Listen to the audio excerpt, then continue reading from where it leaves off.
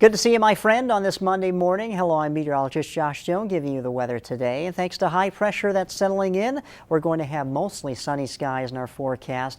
And also with dry air aloft, that's going to help to minimize the rain chance today. Maybe a stray shower could develop, but if that happens, it will be very isolated.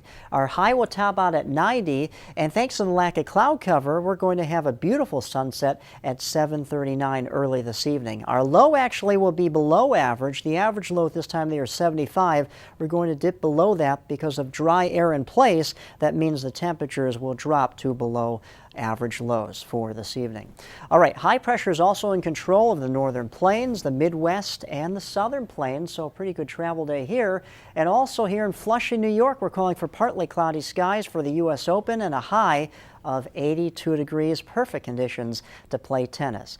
Well, yesterday was September 11th, and we all reflected on the terrible events that happened 10 years ago to our country. But September 11th, climatologically speaking, is the peak of the hurricane season.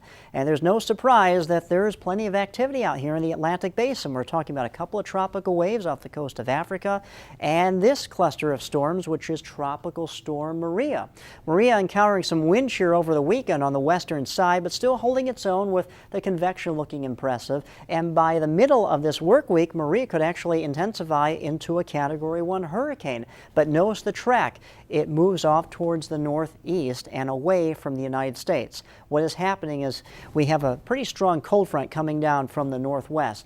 That's bringing those westerly winds off the east coast of the United States and keeping Maria away. So that's good news for everyone up and down the eastern seaboard. But behind this cold front, some very cooler air coming down from Canada, thanks to this area of high pressure driving that cooler air southward. And we're talking about the first frost to take place up here in Minnesota and portions of northern Wisconsin. Our highs today will top out in the lower 90s across the sun coast, so we don't have to worry about frost at all in our forecast.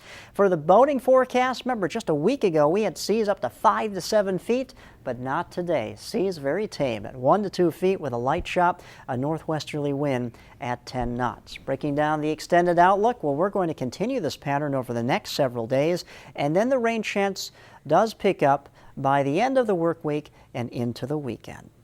Thanks so much for logging on to SNN Local News 6 Weather First Facebook forecast. I'm meteorologist Josh Stone.